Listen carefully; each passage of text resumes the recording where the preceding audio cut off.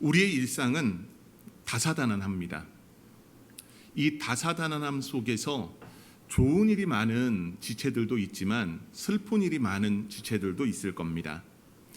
가슴에 못 박힐 정도로 아프고 시린 그런 시간을 보내고 있는 성도들도 있을 겁니다. 육신의 질고라던가 금전적 문제라던가 또 사람들로부터 오는 여러 어려움을 겪고 있는 성도도 있을 겁니다. 그 반대의 경우도 있겠지요. 항상 기쁜 일이 있는 것, 즐겁고 기쁘고 여운이 오래 남을 수 있는 그런 감동적인 일들이 여러분들 안에 있음에 항상 그 일만 떠올려도 여러분들의 그 입꼬리가 위로 올라가는 그런 모습이 있을 겁니다. 이런 애경사의 부분들 우리에게는 분명히 있을 겁니다. 이런 애경사의 부분 안에 모든 섭리가 하나님의 손에 달려 있음을 우리 성도들은 먼저 기억하며 나가는 은혜가 우리 믿음의 성도에게 있기를 소망합니다. 여러분 어떻습니까? 여러분은 살면서 기념할 만한 날들 있지 않으세요? 예, 저도 살면서 여러 기념할 날들이 있습니다. 오늘도 이 기념할 날 중에 하나입니다. 그냥 일상 모두가 기념할 날이기도 하지만 특별한 날이기 때문에 우리가 기념할 만한 날이라는 겁니다. 살면서 누군가와의 만남, 그 만남 가운데 결혼을 하게 된다면 그 결혼을 기념을 하잖아요. 결혼 기념일이라고 해서 우리는 기념합니다. 근데 항상 좋은 것만 기억하는 것은 아니에요. 슬프고 아픈 날도 기억합니다. 여러분의 가족의 기일, 누군가의 사망한 그 날을 우리는 기일이라고 부르면서 우리가 그를 추도하며 예배 드리는 날도 있지 않습니까?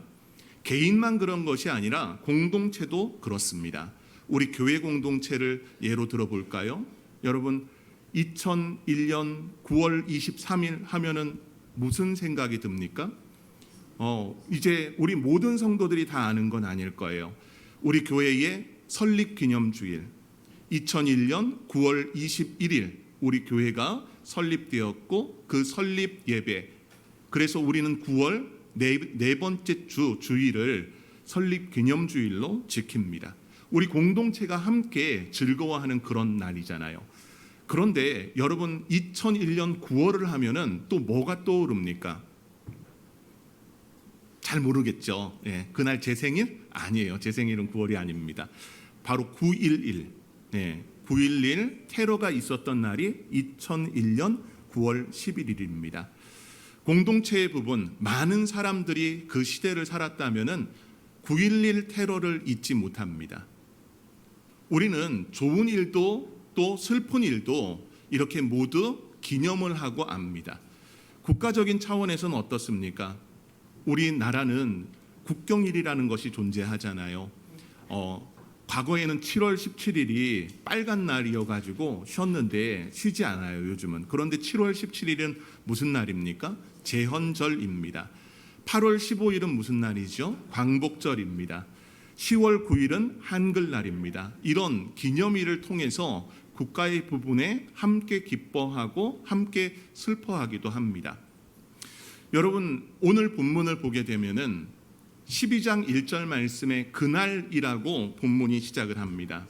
1절 말씀에 그날에, 또한 4절 말씀에 그날에라고 기록을 하고 있어요. 이 그날은 어떤 날일까요? 이스라엘에게 슬픈 날도 있겠지만은 기쁨이 될 만한 날이 있습니다. 그 기쁨이 될 만한 날에 이 그날에는 본문을 이사야 11장 16절 마지막 절 말씀을 같이 보게 되면 이해할 수 있습니다. 그날이 어떤 날일까요? 그의 남아있는 백성 곧 아수리에서 남은 자들을 위하여 큰 길이 있게 하시되 이스라엘이 애굽 땅에서 나오던 날과 같게 하시리라. 여러분 바로 애굽의 사건을 표현을 하면서 출애굽의 그 기쁨을 이야기를 합니다. 여러분 출애굽의 기쁨이 얼마나 기쁜 날이었을까요? 다른 나라 사람들은 잘 이해하지 못해도 독립을 경험하고 또 해방과 광복을 경험한 우리 민족에게는 이 출애굽의 사건이 그만큼 우리의 여운에 굉장히 오래도록 남는 날 아니겠습니까? 여러분들이 광복 세대는 아니라고 해도 이 광복절을 보내면서 얼마나 많은 기념 행사와 우리가 일제시대 때 탄압당하고 억압당했던 그 역사를 되돌아보며 광복의 기쁨을 우리가 누리고 있습니까? 여러분, 출애굽의 사건을 오늘 이야기를 하면서 앞으로 있을 출애굽, 바로 출바벨론 사건이겠죠. 이 바벨론에서의 포로기를 마치고 귀환하는 그 날을 이야기하면서 오늘 이사야 선지자는 그날이라는 그 표현을 통해 말씀합니다. 그 날에 어떤 역사가 있기 때문일까요? 오늘 본문을 보게 되면은 이 모든 이스라엘의 역사에서 상당히 힘들고 어려웠던 그 시대를 담아내고 있습니다. 어떤 시대이기 때문일까요? 아직 이사야는 오늘 이 본문 가운데 예언의 말씀이기 때문에 그 시대에는 이루어지지 않은 겁니다. 본문인 이사야 1장 1절 말씀을 보게 되면은 그의 시대가 어떤 시대였는지를 말합니다. 1장 1절 말씀에 히스기야 시대에까지 그는 여러 왕들이 살아있던 그 시대에 선지자로 부름을 받아서 선지자로서 살아갔습니다. 우시야 마지막 해에 또 요담과 아하스와 히스기야 시대, 이 네 명의 왕을 거치면서 오늘 그 날에 대해서 이야기를 합니다. 그 시대 사람들은 다 이해할 수 없지만 이스라엘의 역사에서 포로기를 경험하고 돌아온 사람에게는 큰 메시지가 되기 때문입니다. 여러분, 그들의 모습이 어떻습니까? 그들은 하나님의 진노와 심판 안에 있었다는 겁니다. 이 이사야서 1장서부터 12장까지의 내용이 유다의 심판을 다루고 있습니다. 특별히 11장까지의 그 내용 속에서 철저한 하나님의 진노의 심판이었다면은 12장에서는 이제 그 진노의 심판이 맞춰지고 하나님께서 회복시키시는 그 회복에 대한 내용을 감사함으로 노래하고 있는 것이 오늘 우리의 본문입니다. 이 본문 속에 하나님은 진노하시는 하나님이십니다. 그러나 그 진노를 영원토록 행하시는 하나님이 아니라 본문 1절 중반 부분의 말씀, 주의 진노가 돌아섰고 또 주께서 나를 안위하시오니 내가 주께 감사하겠나이다. 진노하셨던 하나님은 이제는 안위하시는 하나님이시라고 말씀합니다. 모든 진노가 다 사라졌습니다.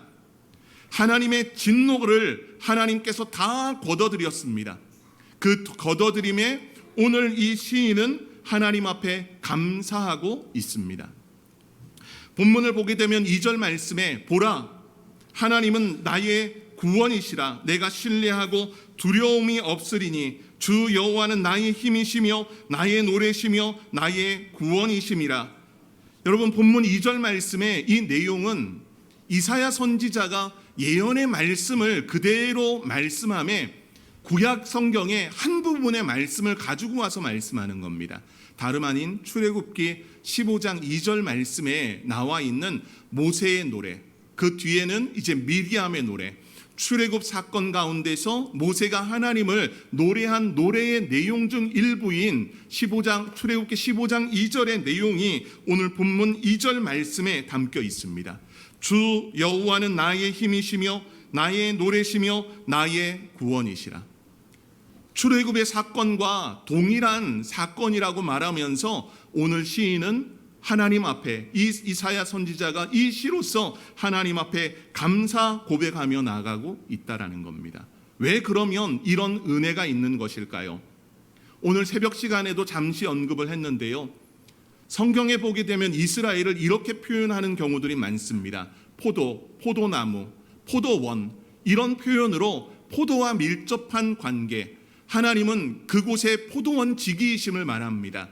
이사야 5장 1절서부터 7절의 내용이 그 내용을 담고 있습니다. 그러나 하나님께서 그 포도원에 심었던 이 포도는 어떤 포도였느냐?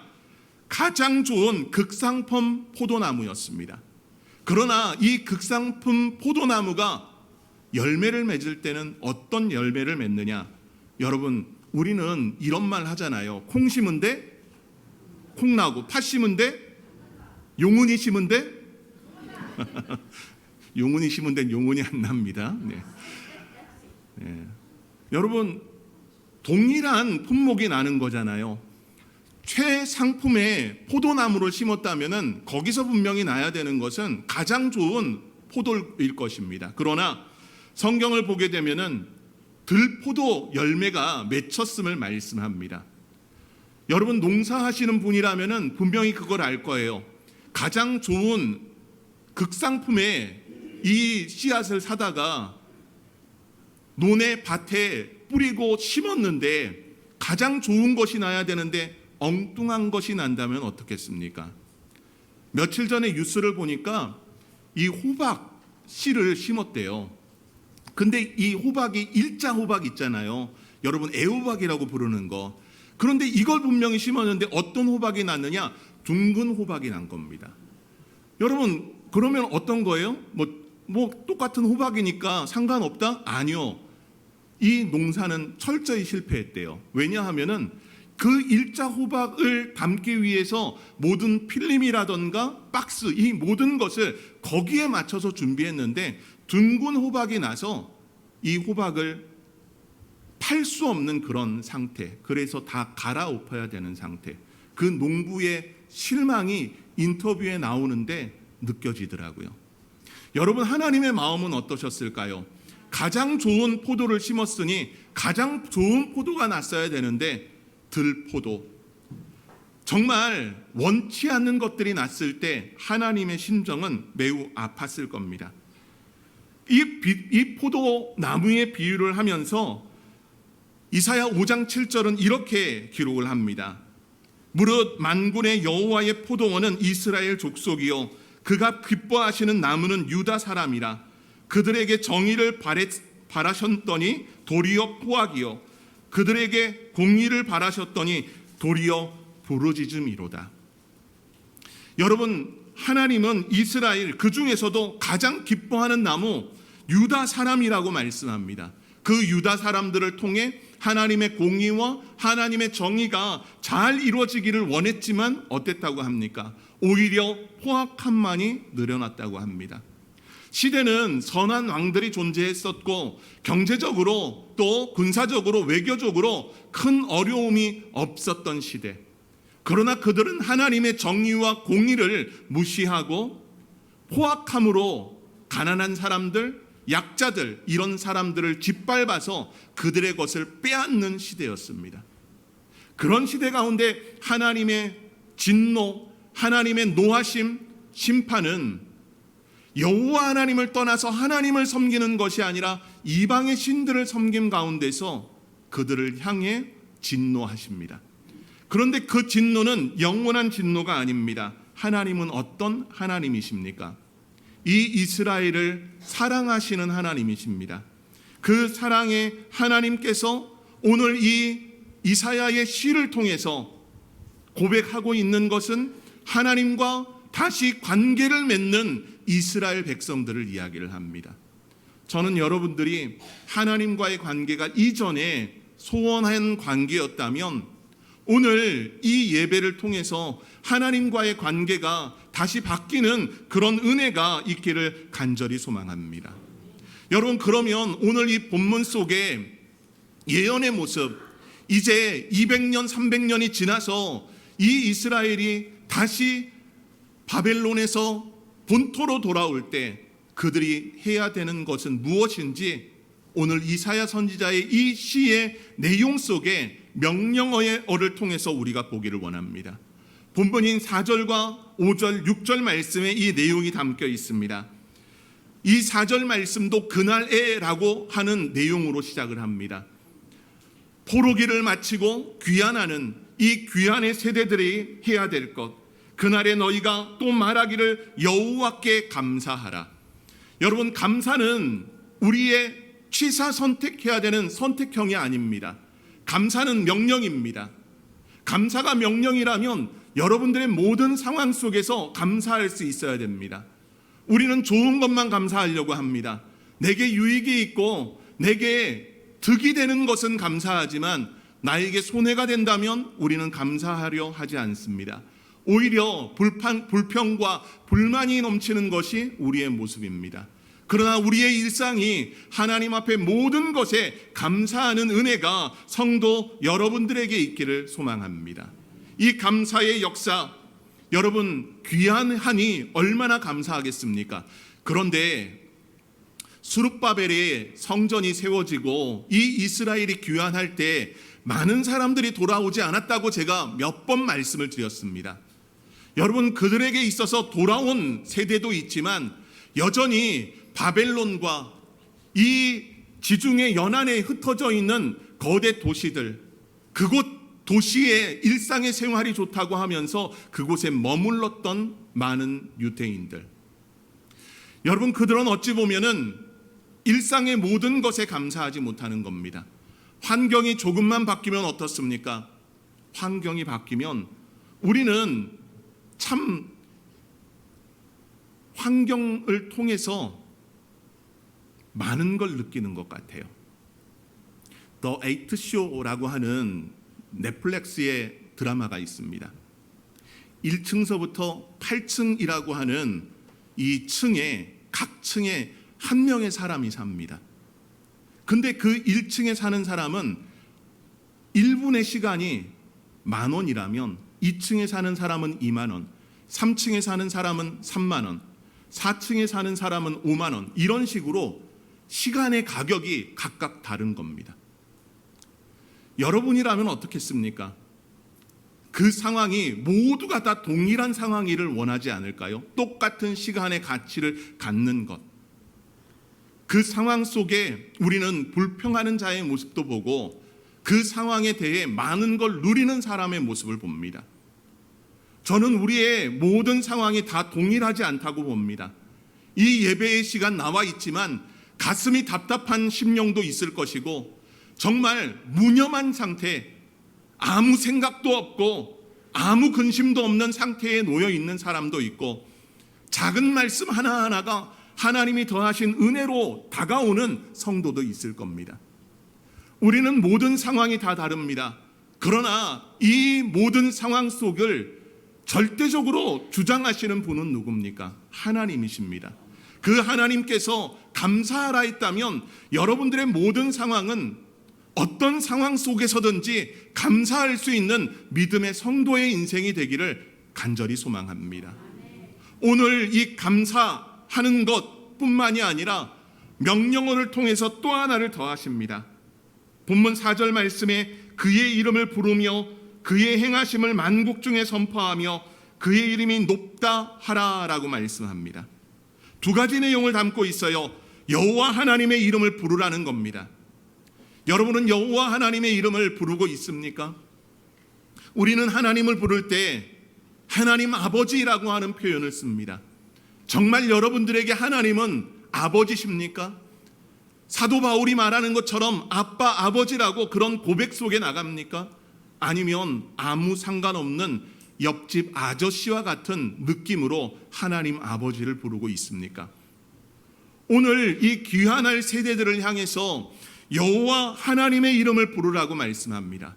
여호와 하나님의 이름을 부른다는 것은 그 당시 이 중동 지역에 자기의 신들의 이름을 부르는 것, 그 신들을 통해서 보호함을 받고 그 신들을 통해서 일상의 생활을 살아가는 것을 말합니다. 오늘 이사야 선지자는 우리에게 여호와의 이름을 부르라고 말합니다. 우리의 모든 시간의 주체가 되시는 분이 하나님이시고 우리의 모든 상황의 주제가 되시는 분은 여호와 하나님이시라는 겁니다. 하나님을 인식한 성도의 삶을 살아가라는 것입니다. 여러분, 우리는 아담 같은 존재입니다. 창세기 3장에 아담이 죄를 짓고 하와가 죄를 짓고 가장 먼저 한 행동은 바위 뒤에 숨는 겁니다. 바위 뒤에 숨으면 하나님이 안 보이시기 때문이라고 생각하기 때문입니다. 여러분은 그렇지 않습니까? 제가 이런 이야기 자주 하잖아요. 아이들하고 숨바꼭질 할 때, 아이들이 어릴 때 어떻습니까? 자기 머리만 안 보이면 상대방도 안 보인다고 생각합니다. 머리만 숨깁니다.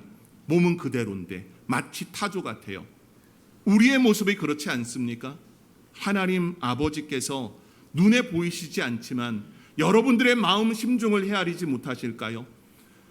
여러분들의 인생이 무엇하고 있는지 헤아리지 못하실까요? 여호와 하나님을 부르라 라고 말씀합니다. 그 이름을 부름 가운데 하나님을 인식하는 성도의 삶을 살기를 소망합니다. 또한 그의 행하심을 만민 중에 선포하라라고 말씀합니다. 여호와 하나님이 행하신 일들, 이 이스라엘에게 베푸신 그 역사 속에 여호와의 이름, 그 행하심을 또한 만민 중에, 만국 중에 선포하라고 합니다. 여러분, 선포한다는 것은 선언해 간다는 겁니다. 그 선언은 가식과 거짓을 선언하는 것이 아닙니다. 여러분, 기자회견장에 그 회견인은 거짓을 말하지 않습니다. 진실을 말해야 됩니다.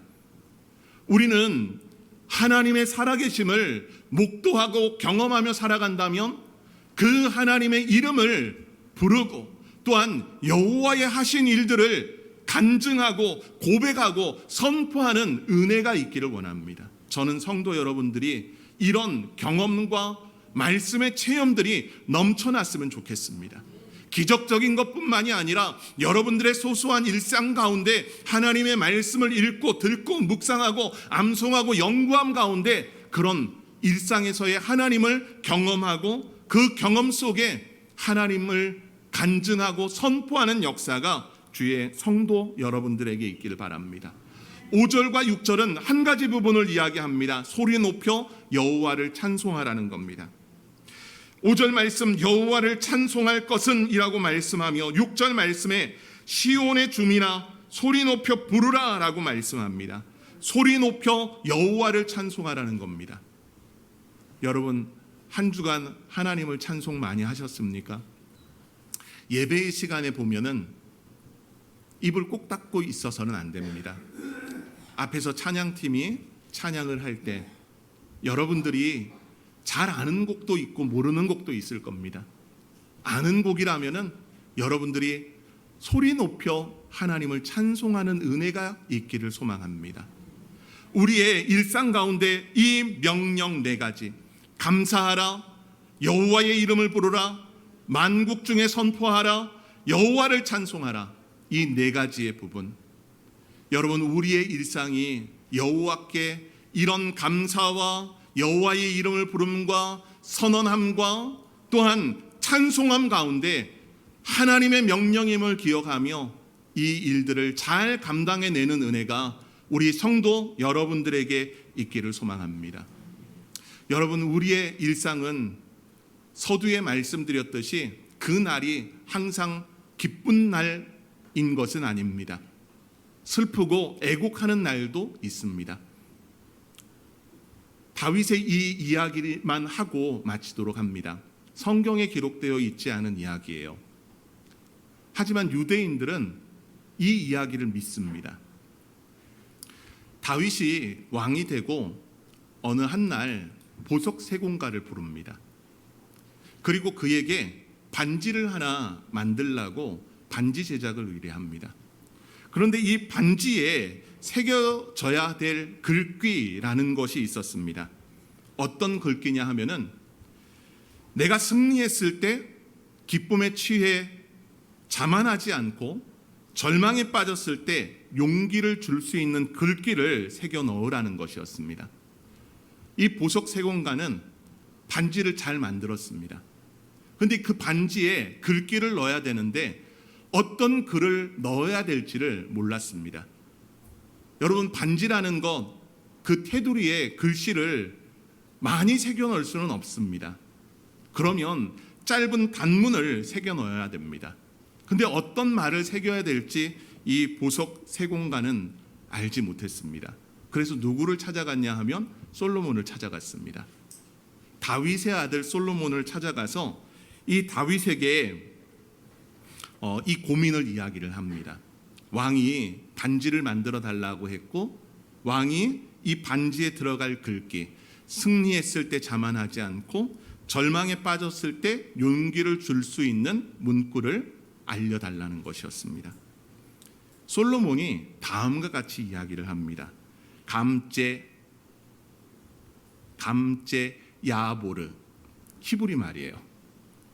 저도 이 글귀를 몰랐어요. 감제 야보르. 근데 이게 무슨 말이냐 하면 여러분들이 아는 말이에요. 이것 또한 지나가리라. 감제 야보르. 네. 이것 또한 지나가리라. 여러분, 이 한마디 생각을 해보십시오. 승리의 순간 교만한 마음을 가라앉히는데 이것 또한 지나가리라. 절망 좀 빠졌을 때 용기를 주는 말, 이것 또한 지나가리라. 여러분, 렌터 월슨 스미스라고 하는 사람이 이 이야기를 듣고 이것 또한 지나가리라 라고 하는 시를 지었습니다. 제가 그 시를 읽어드릴게요. 슬픔이 거센 강물처럼 내 삶에 밀려와 마음의 평화를 산산조각내고 가장 소중한 것들을 내 눈에서 영원히 앗아갈 때면 내 가슴에 대고 말하라. 이것 또한 지나가리라. 끝없이 힘든 일이 내 감사의 노래를 멈추게 하고 기도하기에도 너무 지칠 때면 이 진실의 말로 하여금 내 마음에서 슬픔이 사라지게 하고 힘겨운 하루의 무거운 짐을 벗어나게 하라. 이것 또한 지나가리라. 행운이 너에게 미소 짓고 하루하루가 환희와 기쁨으로 가득 차 근심 걱정 없는 날들이 스쳐갈 때면 세속의 기쁨에 젖어 안식하지 않도록 이 말을 깊이 생각하고 가슴에 품으라. 이것 또한 지나가리라. 너의 진실한 노력이 명예와 영광 그리고 지상의 모든 귀한 것들을 내게 가져와 웃음을 선사할 때면 인생에서 가장 오래 지속된 일도 가장 웅대한 일도 지상에서 잠깐 스쳐가는 한순간에 불과함을 기억하라. 이것 또한 지나가리라. 여러분의 모든 상황은 다릅니다. 그날이라고 할 때 오늘 이 이사야 12장에서처럼 출애굽의 사건을 기억나게 하는 바벨론의 사건이라면 기쁜 일일 겁니다. 근데 우리에게는 기쁜 일만 있지 않아요. 슬픈 일도 있습니다. 그 슬픔으로 말미암아 절망감과 우울감에 빠져 있습니까? 여러분, 이것 또한 지나가리라. 우리의 일상이 그렇다 하면은 하나님께 감사하고 여호와 하나님의 이름을 부르며 하나님을 찬송하며 하나님을 선언해 나가는 일들, 그 일들 속에 역사하시는 하나님, 그 하나님이 여러분과 함께 하심을 기억했으면 좋겠습니다. 이사야서 7장 14절에 등장하는 말 임마누엘이 있습니다. 임마누엘, 우리가 잘 알고 있는 뜻이죠. 하나님 우리와 함께 계시다. 하나님이 여러분과 함께 하십니다. 그 일상의 삶이 여호와께 감사하는 성도의 삶 되기를 간절히 소망합니다.